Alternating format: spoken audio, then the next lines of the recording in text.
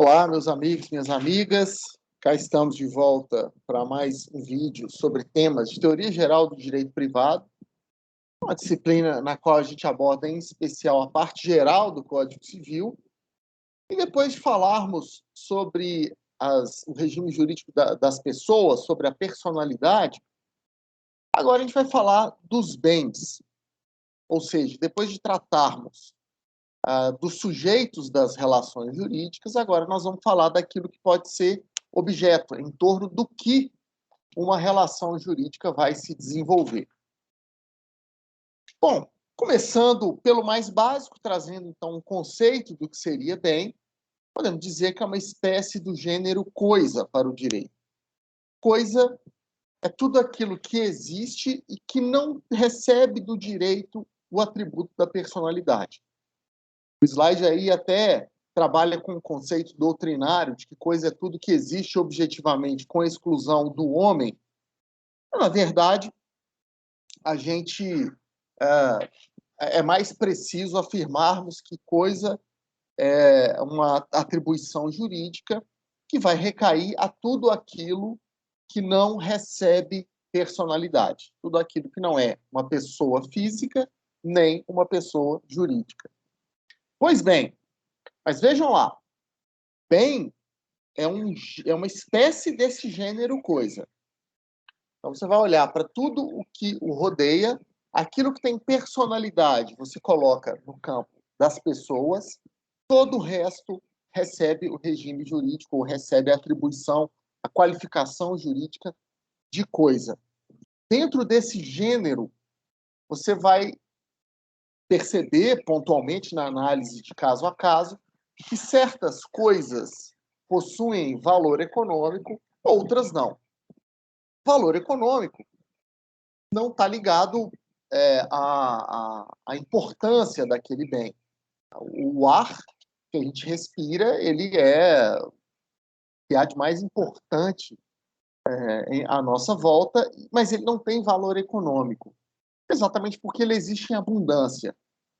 Outros objetos, muito menos importantes que o ar, mas em razão da raridade da sua existência, ou em razão da forma ou do valor que se atribui àquilo, né, em sociedade, terá um valor econômico, eventualmente até bastante alto. Então, o ouro, por exemplo, tem valor econômico elevado. Pois bem, dentro do gênero coisa, aquilo que tem valor econômico vai ser qualificado especificamente como bem. Então, bem é tudo aquilo que não tem personalidade e que tem um valor e que contém um valor econômico, sendo assim suscetível de apropriação. Ok. Todos os bens podem ser de propriedade, titularidade das pessoas físicas ou jurídicas, vão ser apropriadas a elas, por elas, e em seguida podem ser objeto de relações jurídicas, contratos, transferências gratuitas, enfim, uma infinidade de relações jurídicas que a autonomia da vontade de cada pessoa vai definir. Acontece que, para cada tipo de bem, e eles vão ser qualificados a partir de suas características físicas, econômicas, fáticas, para cada tipo de bem há um conjunto de regras específico. E isso influencia a forma como esses bens serão transacionados. Um contrato que envolva, né, bens imóveis, por exemplo, qualificados como imóveis, esse contrato precisa seguir regras diferentes para um contrato em que se transaciona bens tidos como móveis. Esse é, por exemplo, uma das classificações que a gente vai ver nessa gravação, um pouco mais à frente em slides posteriores. Mas é só um exemplo para mostrar que é importante qualificar e reconhecer em que categoria cada bem se insere, porque assim se identifica quais são as regras aplicáveis àquele tipo de bem, e em caso de se avaliar uma transação em torno dele, se é possível interpretar e manejar muito bem essa transação. O objetivo, então, dessa nossa conversa é apresentar essa qualificação de bens. O conjunto de regras próprias para cada qualificação, e isso vai aparecer em outras disciplinas, há outras matérias dedicadas a isso. Direitos reais, por exemplo, vai falar bastante sobre posse, propriedade, das mais diferentes modalidades de bens. E propriamente, a forma como essas transações precisam acontecer também é objeto de outras disciplinas. Direito das obrigações dá uma boa noção disso, direito dos contratos complementa. Fato é que nos cabe aqui na teoria geral do direito privado apenas identificar essas categorias, porque quando a gente chega nessas outras matérias, que a gente vai aprofundar o tratamento jurídico desses bens, o legislador, a doutrina, todo mundo pressupõe que a gente sabe o que significa cada qualificação. Quando o legislador vai falar da venda de bens imóveis, por exemplo, ele pressupõe que você saiba o que é um bem imóvel. Até porque o Código Civil faz esse raciocínio. Na parte geral, ele qualifica os bens, na parte especial, ele vai tratar das regras em torno das mais diferentes categorias. O nosso estudo do direito também ele é dividido a partir dessa estratégia. Primeiro a gente avalia a classificação, depois a gente vê em outras matérias as regras apropriadas. Então não se enganem, se ao final dessas... se não, né? Na verdade, ao final, com certeza, dessa nossa conversa, você vai ter visto apenas conceitos e explicações do que cada categoria tem de característica, sem uma identificação incisiva de para que serve essa qualificação. Isso não é à toa, isso é porque esse conteúdo vai ser abordado em outras disciplinas, ele é objeto de outras matérias, beleza? Mas também não se iluda, não se engane, é importante saber essa qualificação, senão a gente não teria falando dela, e ela vai ser utilizada nessas etapas que virão semestres posteriores. Beleza? Muito bem. Começando nesse trabalho de classificação, vemos que há diferentes critérios e eles são paralelos. Esses critérios não prejudicam uns aos outros, ou seja, se você percebe que um bem que está à sua volta é qualificável pelo primeiro critério que a gente vai ver, que está nesse primeiro slide, por exemplo, isso não o impede de ser classificado pelos próximos critérios. Muito pelo contrário. Todos os bens que te rodeiam, eles vão atravessar essas qualificações todas, essas classificações pelos mais diferentes critérios. Quando houver uma classificação que prejudique a outra, ou seja, um bem que é de uma certa categoria não pode ser de uma outra, a partir de um outro critério, eu vou chamar a atenção de vocês para isso. Mas à medida que eu estiver apenas falando dos critérios classificatórios e das categorias que a gente encontra em cada um deles, saiba que são critérios e categorias paralelos. O bem, ele é classificável pelo primeiro critério, classificável pelo segundo e assim por diante. Ok. Primeiro assunto aqui leva em conta a tangibilidade.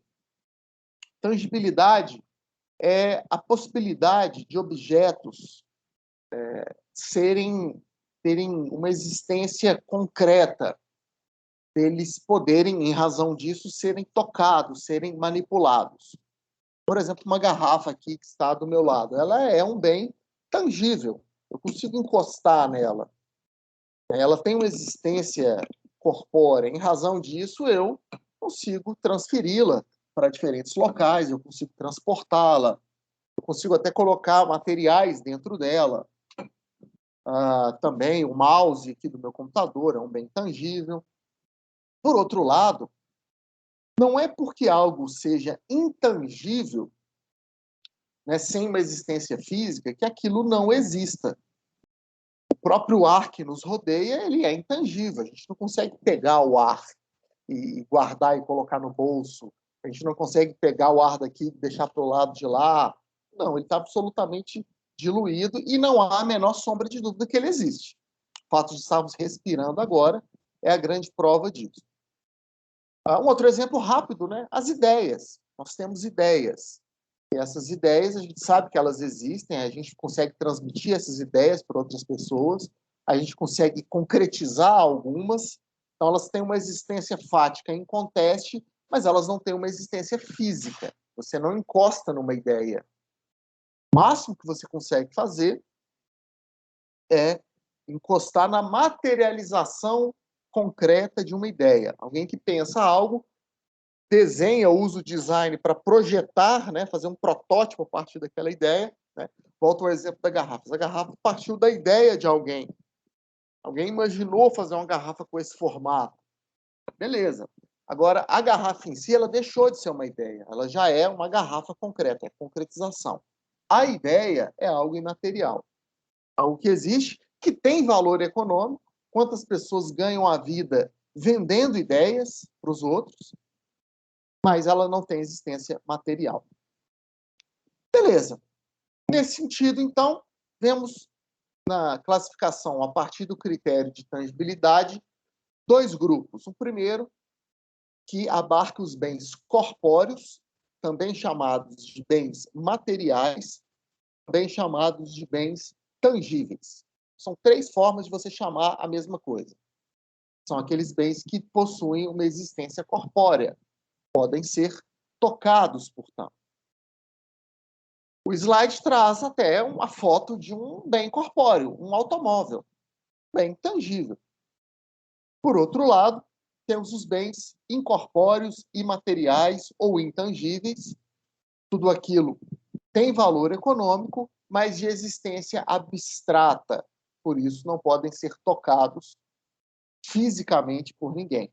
Dei o exemplo da ideia, posso dar exemplo, ainda mergulhando na regulação jurídica. A patente é um bem valiosíssimo e intangível.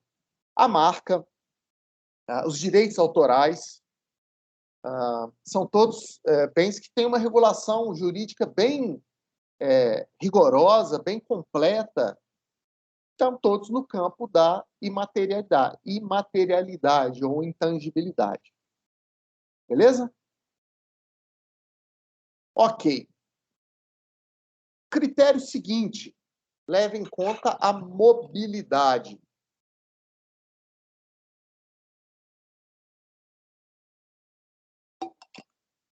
Aqui nós temos também dois grupos bem evidentes. De um lado, os bens classificados como móveis, de outro lado, aqueles classificados como imóveis. Vamos começar pelo que o código diz acerca dos bens imóveis. A gente vai notar que há uma subdivisão aqui. Bens imóveis, assim o são por natureza ou por essência, ou podemos falar de bens imóveis por acessão física, industrial ou artificial. Calma que a gente vê cada uma dessas categorias e subcategorias.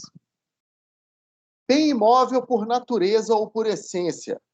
Segundo o artigo 79 do Código Civil, são aqueles formados pelo solo e tudo que se incorporar a ele de forma natural. Solo é um bem imóvel e tudo que está naturalmente incorporado a ele também terá classificação de bem imóvel enquanto estiver incorporado ao solo. Aí você pergunta, Ricardo, quer dizer que se eu tirar aquilo que está incorporado ao solo, se eu desgrudar aquilo do solo, ele deixará de ser imóvel?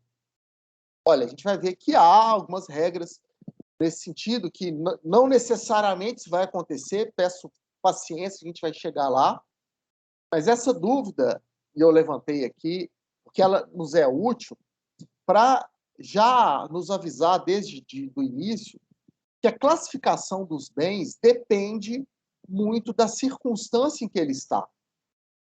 Um bem ele é classificável de um jeito ou de outro, a depender de como e onde ele está naquele momento ou em outro.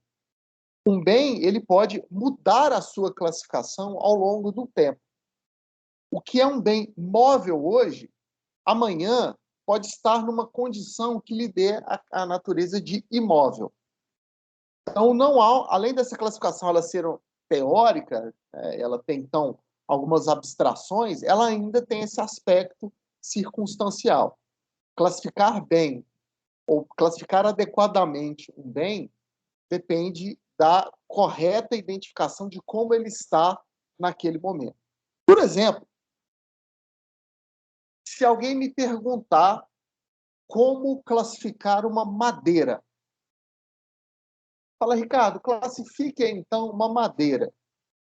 A resposta que eu tenho de dar é: depende, preciso de mais detalhes. Essa madeira está de que jeito? Eu estou falando de uma madeira que compõe o tronco de uma árvore que está fixado no solo, porque, se for o caso, essa madeira será um bem imóvel. O artigo 79 diz que tudo que está incorporado ao solo de forma natural é um bem imóvel. E uma árvore, ela está incorporada ao solo de maneira natural. Ainda que você pense assim, não, mas e se for um ser humano que plantou a muda daquela árvore? Não, quando a gente diz uma incorporação natural, não significa sem qualquer tipo de interferência humana. Pode ter acontecido um ser humano ter pegado a muda de uma árvore, cavado um buraco e colocado a muda ali. Só que o que efetivamente vai fazer aquela árvore crescer suas raízes, fixar definitivamente ao solo e, inclusive, crescer também para o alto? É a natureza. Seu crescimento natural. Então o que seria algo que se incorpore artificialmente ao solo? Uma construção.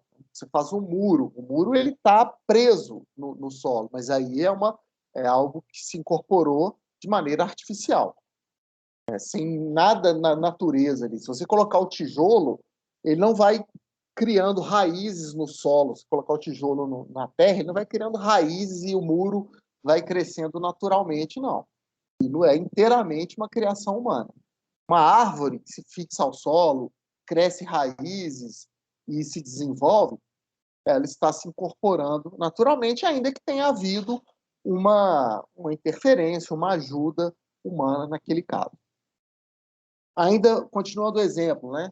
Eu estava dizendo, se alguém me perguntar se a madeira é móvel ou imóvel, estava dizendo que depende da situação dela. Se for a madeira de um tronco de uma árvore presa ao solo, essa madeira é imóvel. Agora, se eu estiver falando de uma madeira que compunha uma árvore que já foi cortada, então aquela madeira foi separada do solo e ela foi levada para uma madeireira, onde ela aguarda no depósito para ser vendida. Aí ela já passa a ser um bem móvel. Vai ficar mais claro quando a gente falar a classificação dos bens móveis. Estou usando essa questão da madeira só para exemplificar a questão da influência da circunstância que o bem está na sua classificação. Tá? Mas vamos passo a passo aqui, sem nos apressar para a gente não se confundir. Bem imóvel, por natureza ou por essência, repetindo, é tudo aquilo formado pelo solo e o que for incorporado a ele de forma natural. Uma flor que está ali grudada no chão, ela é um bem imóvel. Enquanto estiver ali junta, presa ao chão, é um bem imóvel. Frutas que estão presas numa árvore que está presa ao solo, também, por essa classificação aqui que a gente está vendo, pelo critério da mobilidade, elas são bens imóveis. Ok. Temos ainda os bens imóveis por acessão física, industrial ou artificial. Eu acho que já deu para deduzir pelo que eu comentei inicialmente, que é uma categoria que inclui bens formados por tudo que o ser humano incorporar permanentemente ao solo e que não pode ser removido sem destruição ou, pelo menos, deterioração. Uma casa é um bem imóvel, porque está presa ao solo. É um imóvel por acessão física, ok, mas é um imóvel. Um prédio, um poste, um muro.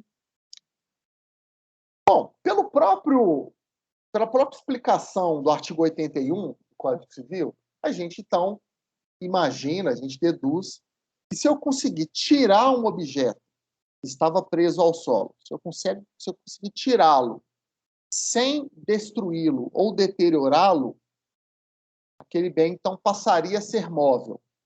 É por aí? Sim, só que há algumas exceções. O mesmo artigo 81 vai falar para a gente, olha, não perdem o caráter de imóveis edificações que forem separadas do solo, mas que mantêm a sua unidade, e elas foram separadas com a intenção de serem removidas para outro local. Aí você está me ouvindo e pensando, peraí, é isso mesmo que eu li? Uma edificação que você tira do solo sem prejuízo da unidade e leva para um outro local? Vou fazer isso com um prédio, com uma casa? É possível? Olha, prédio eu nunca vi, eu não sou engenheiro para cravar que seja possível e, pelo mesmo motivo, eu não tenho como cravar que seja impossível. Agora, casa eu já vi. Não, assim, na minha frente, mas eu já vi em vídeos, né? E está aí uma foto no slide demonstrando. A foto está pequenininha, não sei se você já tinha captado antes, mas se não, presta atenção. Tem uma casa sendo transportada na carroceria de um caminhão. Existem casas que são fabricadas com essa característica. Elas são fabricadas de alguma estratégia de engenharia, que eu não sei explicar, né? É a minha especialidade, mas que a permite que, claro, com a ajuda de instrumentos, de tratores, você levante aquela casa de onde ela está, coloque na carroceria de um caminhão ou de um trator, leva para uma outra localidade. Essa é a mudança completa. A pessoa vai mudar de rua, de cidade, por exemplo, ela leva a casa inteira do jeito que está. Ela pode até viajar dentro de casa, deitada na cama do quarto, até chegar no local de destino. O legislador, então, conhece isso, atentou para isso e mencionou que, nesses casos, essas casas, essas edificações, embora separadas do solo, se a intenção for tirá-las para apenas removê-las para um outro local onde elas serão instaladas de novo no solo, elas não perdem a sua qualificação de imóveis. Enquanto estão presas no chão, são imóveis. Quando elas voltarem a ficar presas no chão, também imóveis, sem sombra de dúvida. A grande novidade do artigo 81 é dizer que, nesse transporte, essas edificações mantêm a qualificação de imóvel. Significa que, se alguém que está nesse caminhão, por exemplo, chega lá em algum lugar e fala assim, ó, você quer comprar essa casa que está aqui, ó, na minha carroceria? E a pessoa fala, não, quero. E aí o caminhoneiro responde, se você comprar, eu levo para onde você quiser e te ajudo a colocar essa casa no chão. O vendedor fala, perfeito, eu quero comprar. Embora o objeto comercializado esteja na carroceria de um caminhão, nós estaremos diante de uma compra de um bem imóvel. Por que isso? A casa não está fora do chão? Está, mas ela foi separada já com a intenção de ser recolocada no local onde o comprador daquele bem assim disser. Então, ela mantém a característica de imóvel esse tempo inteiro. A mesma coisa com relação aos materiais, que são separados de um prédio, de uma edificação qualquer, com a intenção de serem realocados. Muito comum, a pessoa vai consertar telhado de casa, ela tira as telhas, coloca ali do lado, conserta o telhado e volta com as telhas. Essas telhas foram retiradas, elas eram bens imóveis, enquanto presas ao telhado que está preso, à casa que está preso ao chão, mas o fato de tirar as telhas com a intenção de devolvê-las num curto período de tempo faz com que elas não percam a condição de imóvel. Se alguém for ali deteriorar essas telhas enquanto elas estão de lado para o telhado ser consertado, esse alguém terá deteriorado bens imóveis. Se alguém subtrair aquilo, terá subtraído bens imóveis. Como assim? Peguei a telha e levei embora, como é que é imóvel? É um imóvel por determinação legal. Aquela telha era um imóvel, foi deixada de lado para retornar, diz o Código Civil que ela mantém a característica de imóvel durante esse tempo. Quem quer que tenha feito algo com elas, então, terá de assumir, de responder pelas regras de ter feito aquilo que fez sobre bens imóveis e não móveis. Bom também tocar nesse ponto já no início, já avisa assim, vão se acostumando, essas classificações jurídicas, não somente de bens, de outros institutos também, elas têm um bom nível de abstração e de ficção jurídica. Em vários momentos que o direito e a lei classifica algo de determinada maneira porque é a intenção do legislador aplicar sobre aquela coisa, sobre aquele instituto, uma certa conjunto de regras. Então ele fala, isso aí tem natureza de tal coisa porque eu, legislador, quero que tenha. Volto a dizer, não é só na classificação de bens. Então pode ir se acostumando, vocês verão isso em vários tipos de classificações por aí. Fala, olha, isso aqui, a lei, né? Texto da lei dizendo, isso aqui será considerado para fins tais um bem ou um instituto de tal natureza. É a política legislativa, o legislador querendo aplicar certas regras sobre certas situações. Se a própria natureza da situação permitir isso, ótimo. Se não permitir, o legislador vai lá e diz, eu quero aplicar tal regra sobre essa situação, porque é a intenção nossa ao escrever essa norma. Aí, cabe a gente acatar essa determinação do legislador, se não houver nenhum vício de natureza constitucional ou algum vício de natureza formal na criação dessa norma. Se ela foi validamente criada, só nos cabe aceitá-la e aplicá-la.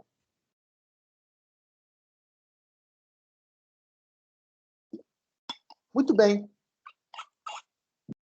E a outra categoria dos bens móveis? Aqui a gente também vai ver uma subdivisão em bens móveis por natureza ou essência e dos bens móveis por antecipação. Os móveis por natureza ou essência são os bens que podem ser transportados sem qualquer dano por força própria ou alheia. Essa garrafa, posso levar, posso pôr na mochila, e onde quer que eu chegue com ela, ela continua sem nenhum dano. Ela é um bem móvel. Meu mouse, a almofadinha do mouse, esse computador em que a gente está conversando, o telefone celular, o meu relógio de pulso. Eu estou transportando esses bens para todos os lugares. Eles têm essa capacidade de serem transportados sem nenhum prejuízo à essência deles. Nesses exemplos todos, eu estou o que transporta esses bens é a minha força, é a força alheia a eles. Por isso, eles são todos bens móveis. Aí você fala, pô, professor, mas tá aí, ó, tá ali no conceito ainda falando que tem bens móveis que podem ser transportados de um local ao outro por força própria. O que seria um exemplo disso? Bom, os automóveis, né? Os automóveis, eles são levados de um local ao outro impulsionados por uma força de uma peça deles. É claro que precisa ter combustível, alguém tem que dirigir aquele, né, conduzir aquele veículo, mas a força que move um carro, um navio, um avião, é uma força que está de uma peça, de um motor que está interna a ele. Podemos dizer que é um bem que é móvel, ele é transportado de um local ao outro sem dano por força própria. E tem um outro exemplo aqui, mas que eu quis dar separadamente, porque é de um tipo de bem que vai receber uma qualificação peculiar para ele, que são dos animais. Os animais, ainda no direito, recebem o atributo jurídico de coisa, portanto, de bens. Há um movimento muito grande em parte da doutrina para que os animais possam ter um outro tipo de qualificação jurídica. Enfim, é uma outra discussão que eu não vou entrar aqui nela, porque realmente ela é uma discussão à parte. Ela parte de princípios e objetivos todos alheios aqui à nossa conversa. Então, quem tiver interesse em se aprofundar nisso, é interessante, é só pesquisar, não é difícil encontrar material. Mas isso ainda não aconteceu. E, independentemente do mérito dessa tese, se ela é boa, ruim, fato é que isso ainda não, essa mudança que muitos pretendem no nosso direito ainda não aconteceu. Por enquanto, os animais ainda que tenha uma tutela jurídica muito peculiar, né, uma tutela jurídica especial, ainda estão qualificados no conjunto de coisas, na categoria de bens. E são bens móveis. Eles vão de um local ao outro, são transportados de um local ao outro sem qualquer dano, e aí por força própria de fato. Diferente dos automóveis, né, que tem uma peça, um motor que os impulsiona, o animal ele vai de um local ao outro realmente por força própria. E, dada essa peculiaridade deles, eles são chamados de semoventes.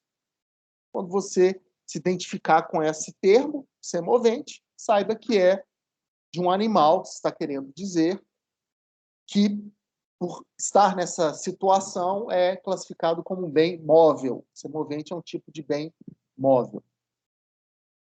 Pelo artigo 84 do Código Civil, materiais destinados a uma construção, enquanto não usados na construção, continuam sendo considerados como móveis. Cuidado com o que eu falei no slide anterior. No slide anterior, a gente estava dizendo que o material que já estava atrelado a um edifício, ao ser separado do edifício com a intenção de depois voltar para lá, conservava a condição de imóvel. Aqui nós estamos falando de materiais que até são destinados a uma construção, mas que ainda nunca foram atrelados a nenhuma construção, a nenhuma edificação. Então, são os tijolos que estão lá no depósito que nunca foram usados, as telhas que nunca foram usadas. Então, naquela situação, esses materiais são bens móveis. Quando eles integrarem uma edificação, eles passarão para a categoria de imóvel. Mas enquanto isso não acontece, enquanto nunca forem usados numa edificação, conservam a mobilidade. Por outro lado, temos os bens móveis por antecipação, que são aqueles bens que eram imóveis, mas que foram transformados em móveis por atividade humana. Por exemplo, a madeira, que eu falei até no slide anterior, que está até na foto desse slide agora. A madeira, a gente viu, enquanto ela compõe o tronco de uma árvore, ela é um bem imóvel, porque está atrelado ao chão. Aí vem o ser humano, corta aquele tronco, o transforma numa madeira para ser utilizado numa construção. Essas madeiras vão lá para a madeireira, e ali, nesse processo, elas são mobilizadas, transformadas em bens móveis. E aí vão compor essa subcategoria, bens móveis por antecipação. Tranquilo? Segunda parte do artigo 84 do Código Civil dispõe que, no caso de demolição, o que era bem imóvel, que é atrelado ao chão, pode ser mobilizado, ocorrendo a antecipação. Beleza. Temos ainda algumas coisinhas, alguns detalhes a falarmos dessa distinção de bens móveis e imóveis, mas aquela nossa meta de 30 minutos foi atingida, então vou encerrar essa primeira parte e vou continuar essa nossa conversa na segunda parte do vídeo. É até interessante que a gente retome por esse assunto do slide, porque vai permitir uma transição melhor. A gente termina falando da distinção de móveis e imóveis e retoma falando ali de alguns aspectos, né, que transitam entre as duas categorias. Beleza? Segunda parte, então, a gente continua, pessoal. Obrigado. Um forte abraço. Tchau, tchau.